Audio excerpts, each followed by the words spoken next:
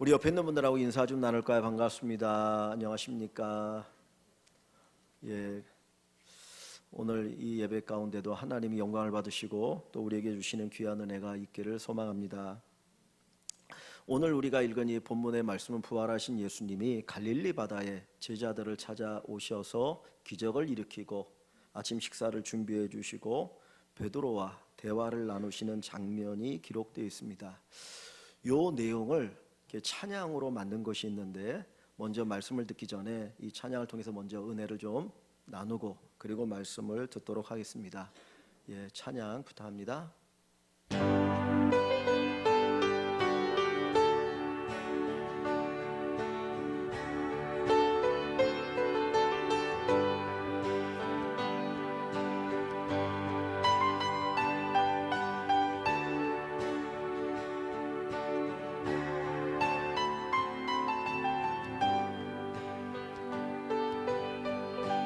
요한의 아들 시몬아, 내가 다른 사람들보다 나를 더 사랑하느냐 하고 주님은 물으셨네. 요한의 아들 시몬아, 내가 다른 사람들보다 나를 더 사랑하느냐 하고 주님은 물으셨네. 그때 나는 주께 대답했네. 내가 주를 사랑하는지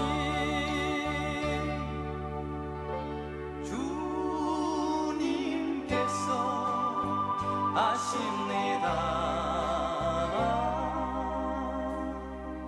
주님께서 내 마음을 아시리. 요한의 아들 시몬아, 내가 다른 사람들보다 나를 더 사랑하느냐 하고 주님은 물으셨네. 내게 오는 많은 양떼 내게 맡겨줄 테니 사랑하는 내 친구여, 많은 양떼를 부탁한다. 그때 나는 주께 대답했네. 내가 주를 사랑하는지 주님께서 아십니다. 주님께서 내 마음을 아시리. 주님께서 내 마음을 아시리. 주님께서 내 마음을 아시리.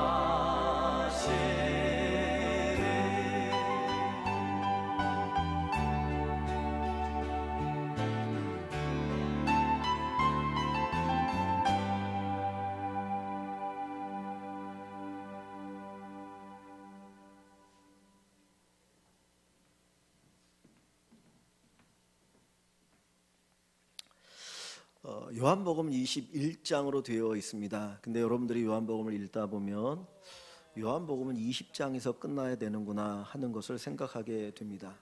글에는 서론이 있고 결론이 있거든요. 그런데 요한복음의 결론은 20장 마지막 두 절입니다. 한번 가보시면 20장 30절을 보시면 예수께서 제자들 앞에서 이 책에 기록되지 아니한 다른 표적도 많이 행하셨으나 오직 이것을 기록함은 너희로 예수께서 하나님의 아들 그리스도이심을 믿게 하려 함이요 또 너희로 믿고 그 이름을 힘입어 생명을 얻게 하려 함이니라고 말씀합니다.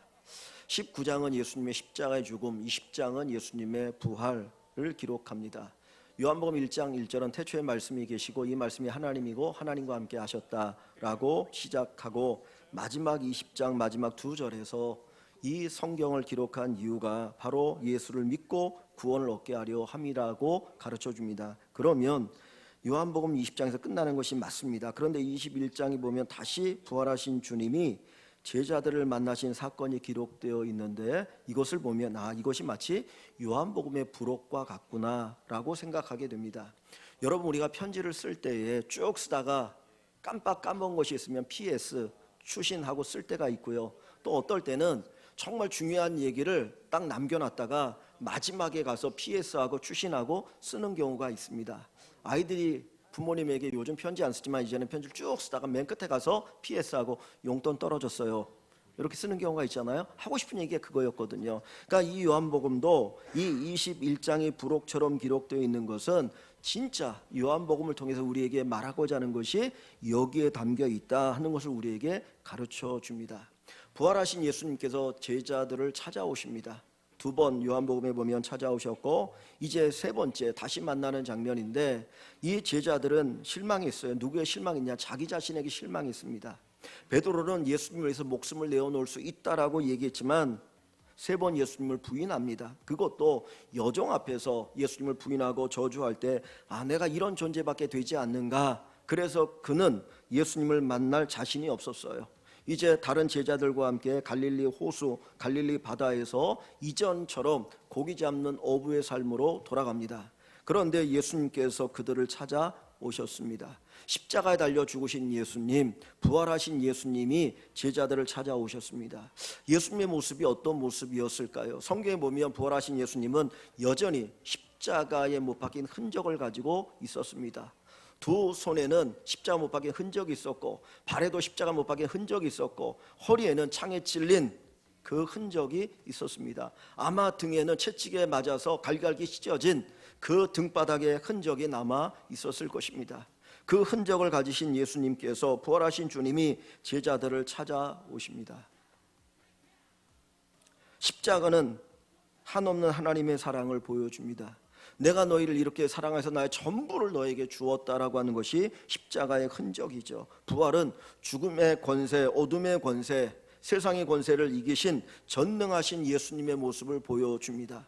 우리를 한없이 사랑하시고 그리고 전능하신 권세를 가지신 그 예수님께서 실패하고 낙심하고 절망한 제자들을 찾아오셨습니다.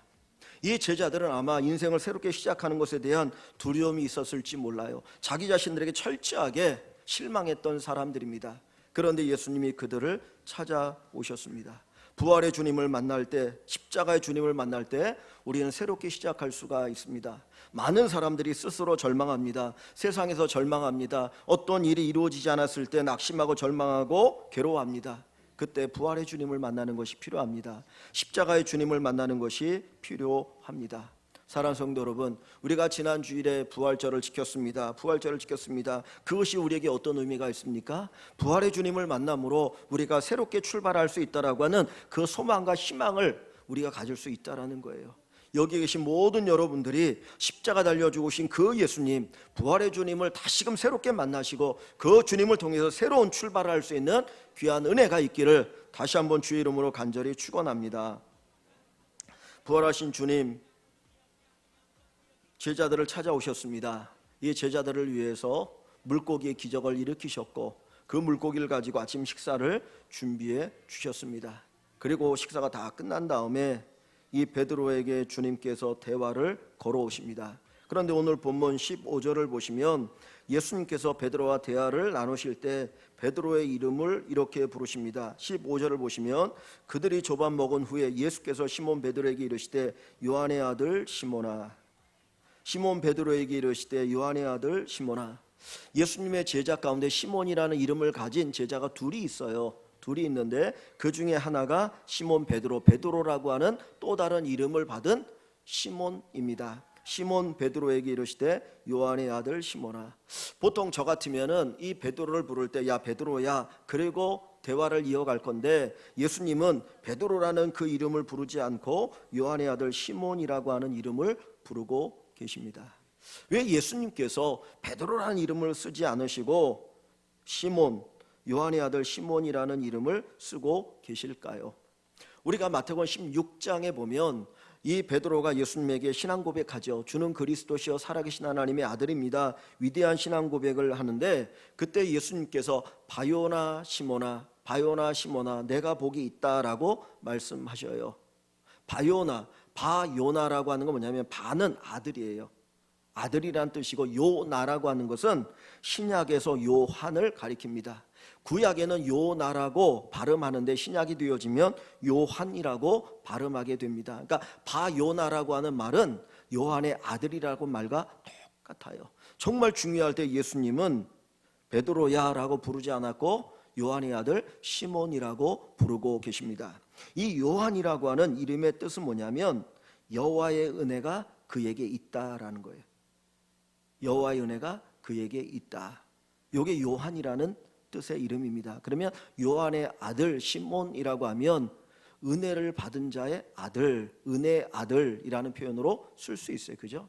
그러니까 베드로를 주님은 은혜의 아들 시몬이라고 부르고 있는 겁니다. 또 요나라고 하는 이 구약의 이름의 뜻은 비둘기란 뜻이에요. 요나 여러분 아시죠? 요나가 어떤 사람인가요? 하나님 부르신 선지자잖아요. 그가 어디에 가게 됩니까? 니느웨로 가죠. 아시리아의 수도인 니느웨로 하나님 보내시는데 그거 가기 싫어서 도망갔던 선지자가 요나잖아요. 그런데 큰 물고기 뱃속에 거기에 삼켜졌다가 물고기가 토해서 이제는 그 사회의 길을 가서 그 니느웨에 가서 40일이 지나면 하나님이 이 땅을 심판할 것이다라고 선포하니까 그들이 다 회개하고 돌아옵니다. 이게 요나거든요. 요나의 뜻이 비둘기예요. 비둘기는 우리가 생각하면 뭐가 생각됩니까? 평화. 그리고 예수님이 세례 받으실 때 성령이 비둘기같이 임하였다 하는 것을 보면 이 요나의 아들이라고 하는 이름 속에 평화의 아들, 성령의 아들 그런 의미를 담겨주고 계시는 것이죠. 예수님께서 이 베드로를 부르실 때 요한의 아들이라고 부르심으로 네가 은혜의 아들이야. 이제는 은혜의 아들로 살아가는 존재야라고 하는 것을 말씀합니다. 네가 이제 평화의 아들이야, 성령의 아들이야 라고 말씀하는 것이죠. 그래서 베드로가 가는 곳마다 은혜의 역사 일어나고 성령의 역사 일어나고 평화의 역사가 일어나게 되는 것입니다. 근데 주님께서 이 베드로라고 부르지 않고 요한의 아들 시몬이라고 부르시는 것을 보면 하나님께서 어떻게 역사하실 것인지를 보여주시는 반면에 주님께서 이 베드로를 정말 친근하게 부르고 계신다 하는 것을 보게 됩니다. 아, 주님이 베드로를 정말 사랑하셔서 이렇게 부르고 계시는구나. 요한의 아들 시몬아. 그렇게 부르시면서 주님이 하시는 말씀이 몇 가지가 있어요. 첫 번째, 네가 나를 사랑하느냐 하는 거예요. 네가 나를 사랑하느냐. 여기 15절을 봅니다. 여러분 성경에 빨간 글씨로 예수님이 하신 말씀이 적혀 있으면 그냥 그대로 보시면 되는데 요한의 아들 시몬아 내가 이 사람들보다 나를 더 사랑하느냐. 16절에 요한의 아들 시몬아 내가 나를 사랑하느냐. 세 번째 요한의 아들 시몬아 내가 나를 사랑하느냐. 15절 16절 17절에 요한의 아들 시몬아 요한의 아들 시몬아 부르시면서 네가 나를 사랑하느냐고 주님이 물고 계십니다. 지금 이 순간 주님은 우리의 이름을 부르시면서 우리에게 물어보십니다. 네가 나를 사랑하느냐. 내가 나를 사랑하느냐. 여러분 뭐라고 대답하시겠습니까? 십자가에 달려 죽으셨던 예수님, 나의 죄의 문제를 해결하기 위해서 자기의 생명을 내놓으신 그 예수님, 나를 자기의 생명을 버리시면서까지 사랑하신 그 예수님께서 우리에게 물어보셔요. 나를 사랑하느냐? 여러분 뭐라고 대답하시겠습니까? 베드로처럼 주님, 제가 주님을 사랑한 줄 주님 아시지 않습니까? 제가 주님을 사랑한 줄 주님 아시지 않습니까? 이렇게 대답할 수가 있습니까? 주님이 이 질문을 던지시는 것은 주님이 나를 사랑하시기 때문입니다. 주님이 우리를 사랑하시기 때문에 우리가 사랑하는지를 듣고 싶으신 거예요. 우리 사랑하는 성도 여러분, 정말 예수님 사랑합니다. 예수님 사랑합니다. 이 고백할 수 있는 여러분들이 되시기를 주님의 이름으로 축원합니다. 여기 15절을 다시 보시면 요한의 아들 시몬아 내가 이 사람들보다 이 사람들보다 나를 더 사랑하느냐 물으셨어요. 이 사람들보다, 이 사람들을 사랑하는 것보다 나를 더 사랑하느냐. 두 번째, 세 번째 질문에는 이 사람들보다 나를 더 사랑하느냐 묻지 않고 그냥 나를 사랑하느냐고 묻고 계셔요. 여러분, 무엇과 비교해서 나를 사랑하느냐고 물으실 때에 주님이 오늘 우리에게 네가 사랑한 그 사람보다 나를 더 사랑하느냐고 물으신다면 여러분 정말 사랑한다고 말할 수 있습니까? 너의 부모님보다, 너의 남편보다, 너의 자식보다, 네가 그렇게 소중히 여기는 그것보다 나를 더 사랑하느냐고 물으신다면 대답할 수 있습니까? 우리가 부르는 찬송 가운데 주 예수보다 귀한 것은 없네, 이 세상 부귀 영화와 바꿀 수 없네, 그 찬양 드리지 않습니까? 그 곡 자체가 느리기 때문에 부르는 것도 힘들어요. 그런데 그 가사를 우리가 기억하고 생각하면서 그 찬양을 부르려고 하면 너무 힘이 들더라고요. 진짜 내가 예수님을 최고로 사랑하고 있는가? 예수님을 가장 귀하고 소중한 것으로 생각하고 있는가? 그 부분을 우리가 고백하면서 찬송하려고 하니까 정말 감히 함부로 말할 수가 없겠더라고요. 이 베드로는 주님께서 하십니다. 내가 주님 사랑하는 거 주님께서 아십니다. 여기 모인 성도 여러분, 정말 주님을 사랑하는 분들이 되시기를 소망합니다. 여기 15절을 보시면, 다시 15절에 보면 요한의 아들 시몬아 내가 이 사람들보다 그랬는데 그 이 사람이라는 그 앞에 그 숫자가 적혀 있죠. 그 밑에 보시면 그걸 뭘로 다시 번역합니까? 또는 이것들보다, 것들보다, 이 사람들보다, 이것들보다 나를 더 사랑하느냐. 여러분들이 가장 소중히 여기는 것, 여러분이 가장 소중히 여기는 그것보다 예수님을 더 사랑하고 있느냐, 그거 물으십니다. 우리의 사랑은 어떤 사랑입니까? 오늘 본문에 보면 예수님이 베드로에게 몇 번 사랑하냐고 물으셔요? 3번 사랑하냐고 물으시잖아요. 성경에서 3번은 강조의 강조, 최상급을 얘기합니다. 그러니까 3번 사랑하느냐고 물으신 것은 진짜 네가 나를 이렇게 최고로 사랑하느냐고 물으시는 것이에요. 신명기에 보면 주님께서 하나님을 사랑하다 어떻게 사랑하라고 합니까? 마음을 다하고 목숨을 다하고 뜻을 다하여 주 너의 하나님을 사랑하라. 우리의 전부를 다하여 주님을 사랑하라고 말씀하셔요. 왜냐하면 하나님 우리를 그렇게 사랑하셨기 때문입니다. 하나님이 절대자이시기 때문에 절대적인 사랑을 원하고 계십니다. 그래서 신명기 말씀에 보면 하나님은 질투하시는 하나님이라. 질투하시는 하나님이라. 왜 질투해요? 사랑하니까. 우리는 하나님을 사랑하되 절대적으로 하나님을 사랑할 수 있기를 원합니다. 하나님께서 아브라함을 택하시죠. 아브라함을 택하셨습니다. 그리고 그에게 자식을 약속하셔요. 그런 자식이 없었습니다. 근데 100세가 되었을 때 정말 하나님이 약속하신 대로 이삭을 주셨어요. 이삭이라고 하는 이름의 뜻이 기쁨이에요. 웃음. 정말 웃을 일이 없었는데 하나님이 이삭을 낳게 하셔서 웃고 기뻐하게 됩니다. 볼 때마다 너무 신기한 거예요. 야, 어떻게 내가 100세가 돼서 이런 아들을 낳을 수 있었을까? 그 아들을 보고 싱글벙글 하루하루 살아갑니다. 그런데 어느 날 하나님이 아브라함을 부르셔요. 아브라함아, 왜 하나님? 야, 네 아들 이삭 참 너무너무 사랑스럽지? 그럼요, 하나님 너무 감사해요. 저에게 어떻게 이런 아들을 주십니까? 이 아들 때문에 제가 살맛이 나요. 근데 하나님이 그 다음에 말씀합니다. 그래? 그런데 내가 너에게 원하는 게 있어. 뭐예요? 말씀만 하세요. 네 아들 이삭을 나에게 제물로 바쳐. 네가 사랑한 그 아들을 나에게 제물로 바쳐. 하나님 말씀하시는 그곳에서 제물로 바치기 위해서 아브라함은 이른 새벽에 길을 떠나갑니다. 3일 길을 가는데 순간순간 포기할 수도 있었어요. 거절할 수도 있었어요. 아니, 하나님이 주실 때는 언제고 이 자식을 나에게 바치란 말이야. 그리고 하나님 원망하며 돌아설 수 있었지만 아브라함은 3일 길을 가서 그 아들 이삭을 바위 위에 올려놓고 잡으려고 합니다. 그때 하나님이 아브라함아 부르셔요. 아브라함아, 네가 나를 사랑하는 줄 알겠노라. 그리고는 그 아이를 받지 않으십니다. 그냥 받은 것으로 하십니다. 이게 절대적인 사랑입니다. 구약에는 그것을 그림으로 우리에게 보여주고 있어요. 하나님이 우리에게 물어보시는 것은 네가 절대적으로 나를 사랑하고 있느냐? 내가 너를 절대적으로 사랑하는데 너도 나를 절대적으로 사랑하고 있느냐?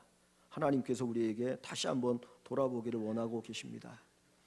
요한계시록에 보면 7교회에 편지를 보낸다고 하고 7교회에 대해서 책망과 칭찬과 권면의 내용이 기록되어 있습니다. 그 7교회 가운데 첫 번째 교회가 에베소 교회입니다. 이 에베소 교회는 바울 사도가 세운 교회이고 한 2년 넘게 거기에서 복음을 전했고 목회를 했고, 그 후에 요한복음을 기록한 사도 요한이 목회를 했고, 그 다음에 디모데가 목회를 했고, 그리고 그 다음에 폴리갑이라고 하는 유명한 교부가 목회를 했습니다. 그러니까 이 에베소 교회는 그 어떤 교회보다도 아주 뛰어난 교회, 그리고 유명한 교회입니다. 이 에베소 교회에 대해서 하나님은 칭찬하셔요. 이런 칭찬거리를 얘기하십니다. 그런데 책망할 것이 하나 있어 라고 말씀하시면서 그 책망의 내용이 뭐냐면 네가 첫사랑을 버렸다라는 거예요. 너가 첫사랑을 버렸다. 나를 향한 첫사랑을 버렸다. 그것이 바로 에베소 교회가 받은 책망입니다. 오늘 우리는 하나님을 사랑하고 있습니까? 내가 처음 주님을 만났을 때 그 주님의 간격의 그 사랑을 지금도 하고 있습니까? 사랑을 잃어버리고 형식만 남아있는 건 아닙니까? 껍데기만 남아있는 건 아닙니까? 내가 목사기 때문에, 내가 장로기 때문에, 내가 권사기 때문에, 집사기 때문에 그 껍데기 가지고 예배드리고 신앙생활하고 있지 않습니까? 하나님은 껍데기를 원하지 않으셔요. 내가 목사가 된 것이 내 신앙에 손해가 된다면 목사의 직책을 내려놓는 게 좋아요. 내가 직분을 받아가지고 그것 때문에 사랑을 잃어버리고 믿음을 잃어버리고 형식이 남아있다면 그것 내려놓는 것이 어쩌면 내게 복인지 모르겠습니다. 주님 우리에게 물으십니다. 네가 진짜 나를 사랑하느냐? 요한계시록 2장 4절 5절에서 보면 너의 첫사랑이 어디서 떨어졌니? 네가 그 첫사랑을 어디서 잃어버렸느냐? 그 첫사랑을 어디서 잃어버렸느냐? 다시금 회개하고 처음 사랑의 행위를 가지라고 말씀합니다. 우리가 모든 것을 가져도 사랑을 잃어버리면 다 잃어버린 것입니다. 고린도전서 13장에 사랑을 이야기하지 않습니까? 그리고 맨 마지막에 믿음과 소망, 사랑은 항상 있을 것인데, 이 이야기는 세상의 모든 것들은 다 사라질 때가 있다는 거예요. 다 사라집니다. 여러분들이 그렇게 소중히 여기는 모든 거 다 사라져요. 그럼 뭐는 남아있어요? 믿음과 소망과 사랑은 영원합니다.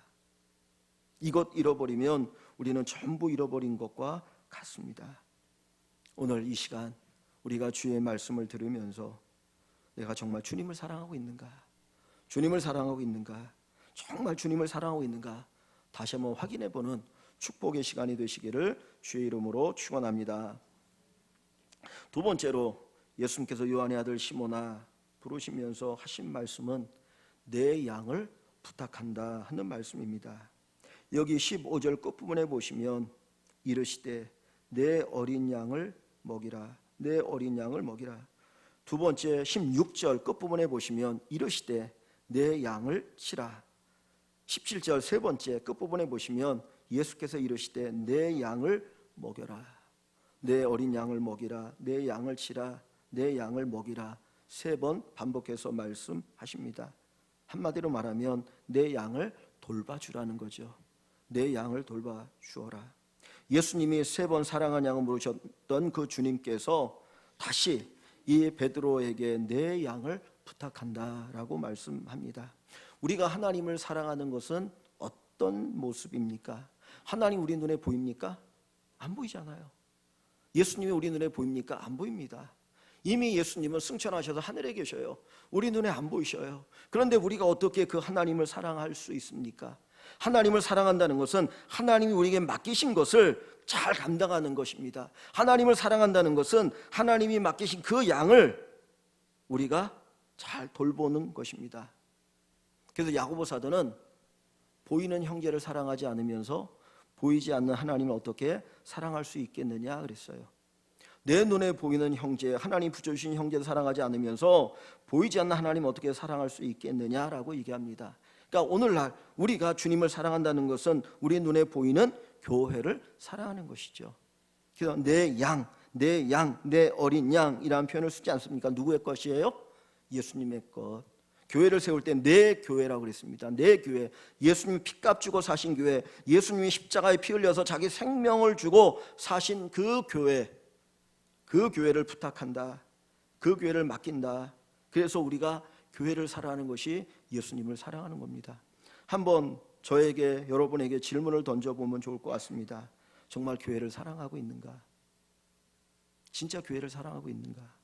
여러분, 교회를 사랑하십니까? 우리가 인생을 살면서 뿌듯할 때가 있죠. 누군가에게 인정받을 때, 누군가 나를 높여줄 때, 가치 있고 소중한 어떤 일을 해서 사람들로부터 섬김받을 때, 야, 나는 대단한 사람이야, 괜찮은 사람이야, 가치 있는 사람이야 생각할 수 있습니다. 그런데 여러분, 정말 우리에게 더 큰 기쁨을 주는 게 뭡니까? 섬기는 거 아닙니까? 나 때문에 누군가 행복해지는 거, 나 때문에 교회가 복이 되어지고 행복해지고 거기에 은혜가 머물 때 진짜 그게 행복이 아닐까요? 지난주 월요일 날 노예가 있었는데 어느 목사님과 같이 이제 그 노예를 가면서 저 얘기하다가 이런 얘기 하시더라고요. 그 교회도 뭐 우리 교회랑 비슷하니까 하는데 점심 식사가 잘 안 되니까 거기 교회는 작년부터 컵라면을 들었어요. 컵라면하고 밥하고 김치해서 그걸로 점심 식사를 했다고 합니다. 그런데 어느 권사님이 식사를 준비하시는데 85세가 된 권사님이신데 집도 먼데 그분이 밥을 하셨다는 거예요. 반찬을 하시고. 그랬더니 그 다음부터 사람들이 달라졌대요.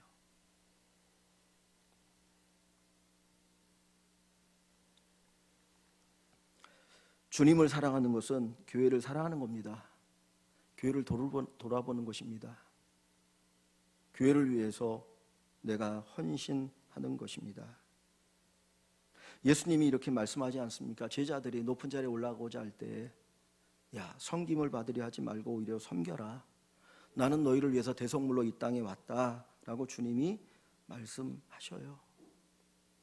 어디 초대받았을 때, 혼인집에 초대받았을 때 윗자리에 앉지 말고 저 밑자리에 앉아 있어. 이것이 바로 주님께서 하시는 말씀입니다. 안산에 가면 유명한 교회였습니다. 정말 가장 규모가 큰 교회인데 그 교회는 처음에 신자들이 오면 몇 주간을 잘 양육하고 나서 그분들을 어디로 안내하냐면 식당으로 안내합니다. 맛있게 식사하라고 안내하는 것이 아니라 주방에 가서 설거지하라고. 그래서 그 교회는 그 초신자 교육 몇 주의 교육이 끝나면 주방에 들어가서 설거지를 한다는 거예요. 아니, 처음 교회 나온 분한테 어떻게 설거지를 시켜? 그런데 설거지를 통해서 내가 이 교회의 한 일원이 되었고 한 성도라고 하는 것, 그래서 같이 섬기면서 교회의 하나 되어짐의 이야기를 합니다. 우리나라에서 가장 큰 교회가 여의도 순복음교회죠. 원래 여의도 순복음교회가 제일 먼저 시작된 거는 저기 은평구 대조동에서 천막 치고 시작했습니다. 그러다가 서대문 노타리에 교회를 크게 짓고 그리고 나서 여의도에 지금의 순복음교회가 되었는데 처음 시작할 때는 똑같은 정말 천막의 개척교회였습니다. 그런데 그 교회가 큰 교회로 부흥하게 되어진 동기가 하나가 있는데 구역장이라는 것을 여의도 순복음교회가 처음 시작했어요. 구역이 있지 않습니까? 그리고 구역장님들이 이제 있어가지고 구역장들을 세워가지고 목사님이 하지 못하는 것들을 구역에서 그분들이 돌아보게 했어요. 말씀을 가르치고 위에서 기도해주고 신방하고 그러면서 그분들이 그 해서 교회가 크게 됐는데 초창기에 그분들에게 가방을 하나씩 다 나눠줬대요. 똑같은 가방, 성경책 들어가는. 그 옛날에 요즘은 그런 가방 것도 아닌데 옛날에 보면 교회 올 때 보면 거의 비슷한 가방 갖고 다니잖아요. 그죠? 잘 모르십니까? 다 비슷한 가방 갖고 다녔어요. 거기 성경책 들어가는 그런 가방을 나눠주고 여도 순복음교회, 순복음교회 그러고 했는데 그 교회가 세계에서 가장 큰 교회가 되었어요. 돌아보니까 섬기니까. 그래서 진짜 여도 순복음교회에서 정말 잘하는 구역장은 웬만한 목사님보다 더 뛰어나다 하는 이야기를 하기도 합니다. 여러분, 주님을 사랑하는 것은 주님의 몸된 교회를 사랑하는 겁니다. 우리가 주님의 교회를 사랑하길 원합니다. 정말 주님의 교회를 사랑하길 원합니다.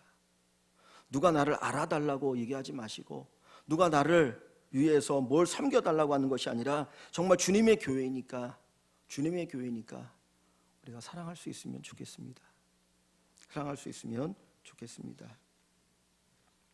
예수님께서 내 양을 부탁한다라고 말씀하실 때 사실 이전에도 하실 수 있잖아요. 십자가 달리기 전에 제자들을 불러 모으고 야, 내 양을 좀 부탁해, 너희가 먹여라고 말씀하실 수 있는데 주님 그때 말씀하지 않고 십자가에 지신 후에, 부활하신 후에 이 베드로에게 찾아오셔서 이 말씀을 하셔요. 여러분, 예수님이 나를 위해서 자기 전부를 바치기 전에 이 말을 들은 것과 예수님이 자기 모든 걸 다 바쳐서 나를 사랑하시고 나를 구원하신 후에 내 양을 부탁해 라고 하는 말을 들을 때 그 차이는 어마어마한 것입니다.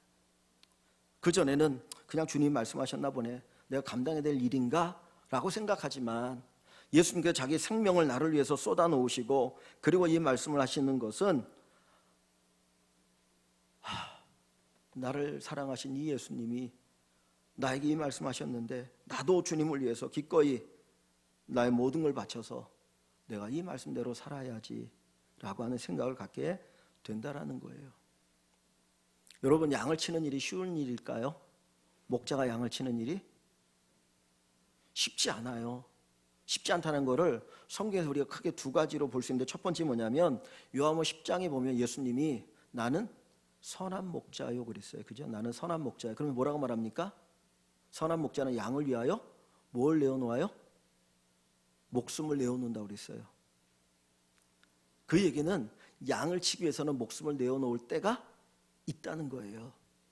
그래서 삭구는 돈 받고 일하는 그 목자는 일이나 늑대나 곰이나 사자가 오면 어떻게 합니까? 도망간다는 거예요. 그런데 선한 목자는 어떻게 해요? 지켜요. 목숨 걸고. 다윗이 목자 아니었습니까? 목동이었잖아요. 근데 다윗이 나중에 무슨 얘기를 합니까? 그 골리앗과 싸울 때 하는 얘기 있잖아요. 내가 목동으로서 때로는 곰, 때로는 사자하고 싸웠다. 그 발톱에서 하나님이 건져주셨다. 그게 자기 간증이거든요. 그러니까 양을 친다는 것은 쉬운 일이 아니에요. 양을 친다는 것은 상처를 받을 수 있어요. 흉터가 있을 수 있어요. 교회에서 선교 봉사하는 일은 쉬운 일이 아니에요. 상처받아요. 고통이 따라요. 흉터가 생겨요. 그런데 그게 우리에게 영광이 된다는 거죠. 예수님이 상처를 안고 손에 못자국, 발에 못자국, 옆구리에 창에 찔린 자국, 등에 채찍에 맞아 살점이 떨어진 그 자국을 가지고 제자들을 만난 것처럼 우리가 받은 이 상처를 안고 천국에 들어갔을 때 주님은 그것을 보시면서 우리를 위로하시고 너무너무 수고했어. 네가 나를 위해서 이렇게 큰 고난을 당했구나. 그러면서 우리를 품고 안아주실 것입니다. 그것이 우리에게 영광이 될 겁니다. 여러분, 그냥 상처 받지 말려고만 하지 마시고 기꺼이 주님을 위해서 상처를 받을 수 있는 우리가 되기를 주의 이름으로 간절히 축원합니다. 너무 힘든 얘기죠. 세 번째로 예수님께서 요한 아들 시몬아 말씀하시면서 내 양을 먹이라고 말씀하실 때 주님이 이렇게 말씀하십니다. 18절 한번 볼까? 18절에 보시면 내가 진실로 진실로 내게 이르노니 네가 젊어서는 스스로 띠띠고 원하는 곳으로 다녔거니와. 이 얘기 뭐예요? 젊었을 때는 네 마음대로 하고 싶은 대로 했어. 젊었을 때는 네가 하고 싶은 대로 다 다녔지, 그 얘기예요. 그런데 늙어서는 내 팔을 벌리리니 남이 내게 띠띠우고 원하지 아니하는 곳으로 데려가리라. 뭔 말입니까? 이제 나이 먹으면 네가 원하는 대로 안 돼. 남이 너에게 띠띠우고 데려갈 거야. 여기 남은 결국 누구겠습니까? 하나님이시잖아요. 그죠? 하나님이 너 데리고 갈 거야. 너 원하는 대로, 하나님이 원하는 대로 너를 데리고 갈 거야. 이 말이 뭐라고 사도 요한은 설명하고 있습니까? 19절에 보면 이 말씀을 하시면 베드로가 어떠한 죽음으로 하나님께 영광을 돌릴 것을 가리키심이로라. 여러분, 아까 그 찬양의 영상을 봤는데 마지막 찬양 영상이 뭐로 끝났습니까? 뭐로 끝났나요? 베드로가 거꾸로 십자가 달려 죽은 거잖아요, 그죠? 그게 베드로 마지막에 이렇게 베드로거든요. 그러니까 여기 보면 베드로에게 그 얘기 하시는 거예요. 이제 네가 양을 치다가 마지막에 순교의 자리에 들어가게 될 거야. 그 이야기를 하십니다. 그러면서 베드로에게 19절에 나를 따르라. 주님을 따라가는 길이 쉬운 길이 아니고 고난의 길이고 십자가의 길이고 그저 죽음의 길일 수 있는 거죠. 따르라 그럽니다. 그랬더니 이 베드로가 주님과 이 말씀을 듣고 옆에 보니까 누가 있었냐면 요한이 있었어요. 이 요한복음을 쓴 요한이 있었거든요. 자, 20절 한번 제가 조금 더 읽어볼게요. 20절에 베드로가 돌이켜 예수께서 사랑하시는 그 제자 요한을 얘기합니다. 이 요한복음을 쓴 사도 요한, 그 제자가 따르는 것을 보니 그는 만자석상에 예수는 누구입니까? 물었던 자예요. 21절에 이에 베드로가 그를 보고 요한을 보고 예수께 여짜오되 주님, 이 사람은 어떻게 되겠사옵나이까? 자기는 늙어서 남이 띠띠우는 대로 띠띠우고 원하지 않는 곳으로 데려가게 되어질 것이다. 순교를 주님이 암시하는 말씀을 하셨는데 내 옆에 있는 요한은 지금 그러면 어떻게 되겠습니까? 나는 순교하면 여기 있는 요한은 어떻게 될까요? 궁금했어요. 물었어요. 그랬더니 주님이 뭐라고 대답하십니까? 22절 한번 같이 봅니다. 22절 예수께서 이르시되 내가 올 때까지 그를 머물게 하고자 할지라도 내게 무슨 상관이냐? 너는 나를 따르라. 내가 그를 살려둘지라도 그것이 너에게 무슨 상관이야? 너는 나를 따르라. 23절 뒷부분에 똑같은 얘기예요. 내가 올 때까지 그를 머물게 하고자 할지라도 내게 무슨 상관이냐는 거예요. 사도 요한이 순교하든 안 하든 그가 편안하게 살든 어떻게 살든 그게 너하고 무슨 상관이야? 너는 그냥 나를 따라오면 돼. 우리는 자꾸 옆에 있는 사람 보고 비교하잖아요. 저 집사님 요만큼 하는데 왜 내가 더 많이 해야 돼? 저 집사님도 신앙생활 저렇게 하는데 굳이 내가 더 할 필요가 있어? 그 생각이 우리 생각이에요. 아, 목사님도 저렇게 하는데 장로님도 저렇게 하는데 집사님도 저렇게 하는데 뭐 내가 더 많이 굳이 헌신할 필요가 뭐가 있어요? 봉사할 필요가 뭐가 있어?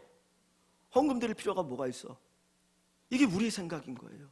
근데 주님은 그게 너하고 무슨 상관이야? 그 사람이 그 신앙생활은 그 사람 지옥 가면 너도 같이 지옥 갈래? 그 사람이 부끄러운 구원 얻으면 너도 부끄러운 구원 얻을래? 주님이 우리에게 물으시는 거예요. 그 사람 관계없어요. 그냥 우리는 주님이 원하는 그 길을 가는 겁니다. 그래서 주님께서 야, 그게 너에게 무슨 상관이야? 그게 무슨 상관이야? 너는 그냥 나를 따라와. 저는 사업을 잘 모르겠어요. 직장생활 안 해봐서 잘 모르겠습니다. 그냥 교회만 쭉 했기 때문에 잘 모르지만 교회를 보면 같이 공부했던 목사님들 가운데 정말 그렇게 뛰어나지도 않은데 큰 교회 하는 분도 있고요. 정말 뛰어나고 정말 인성도 좋고 지성도 있고 영성도 있고 그런데 작은 교회에서 어렵게 목회하는 분도 있어요. 그래서 제가 항상 하는 말씀이 건물 보고 목회자 판단하지 말라. 그거 다 누가 하는 일이에요? 하나님이 하시는 일이에요. 하나님이 하시는 일이에요. 예수님이 예루살렘에 올라갈 때 요한의 어머니, 요한과 야고보의 어머니가 자기 두 아들을 부탁하잖아요. 오른쪽 왼쪽 높은 자리에 좀 앉게 해주십시오. 그때 예수님이 뭐라고 말씀합니까? 그 자리에 앉는 것은 내가 주는 게 아니고 아버지께서 주시는 일이야. 하나님이 하시는 일입니다. 결과는 하나님께 맡기는 겁니다. 요한과 야고보가 형제잖아요. 둘이 예수님의 제자인데 요한은 이 요한복음을 기록한 요한은 90세 이상 살았어요. 정말 순교할 수 있는 그런 상황도 있었는데 죽지 않아가지고 반모섬에 유배되어서 요한계시록을 기록하고 살았거든요. 근데 요한이 순교하지 않고 오래 살았을 수밖에 없는 이유가 하나님이 그로 하여금 요한계시록을 기록하게 한 이유였던 거예요. 반면에 요한의 형 야고보는 제자들 가운데 제일 먼저 순교합니다. 똑같은 형제인데 하나는 제일 먼저 죽고 하나는 제일 오래 살아요. 다 하나님이 하시는 일인 거예요. 상관하지 마. 그냥 너는 나를 따라와. 너는 나를 따라와. 우리가 해야 할 몫이 있고 하나님이 하시는 일이 있습니다. 교회 생활할 때 성경이 해야 된다라고 말씀하는 것, 주님께서 우리에게 원하신 것이면 내 옆에 있는 분이 하든 안 하든 관계없이 우리가 했으면 좋겠어요. 내 옆에 있는 분이 믿음 생활 잘하든 못하든 관계없이 했으면 좋겠습니다. 그게 주님 사랑한 거 아닙니까? 그잖아요. 주님이 나를 사랑하느냐, 절대적으로 사랑하느냐, 절대로 주님 사랑한다는 것은 다른 사람이 그 주님을 사랑하냐 사랑하지 않느냐 관계없이 내가 주님 사랑한 대로 사는 거예요. 주님을 위해서 사는 겁니다. 그것이 주님을 사랑하는 모습입니다. 우리 한국교회가 코로나 이후에 정말 큰 위기인 것 같아요. 어느 목사님이 설교하신 중에 들어보니까 그런 얘기 하더라고요. 옛날에는 한국교회 교인이 1200만? 그건 좀 뻥인 부분이 많고요. 800만을 얘기했습니다. 이단까지 합쳐서. 그런데 코로나 이후에 교인의 숫자를 400만이라고 그분은 얘기하더라고요. 400만이면 10명 가운데 1명 교회 나오는 거예요. 신앙생활. 근데 그렇지 않습니까? 저희 유진이 다니는 회사에 직원이 몇 명 안 되는데 거기 보면 다 기독교인이라고 그런대요. 근데 교회를 안 나가. 아버지가 목사, 장로 그런데 이 코로나를 겪고 나면서 성도들이 하향평준화로 가는 것 같아요. 하향평준화. 집에서 TV나 컴퓨터로 영상으로 예배드려도 되는데 굳이 올 필요가 있을까?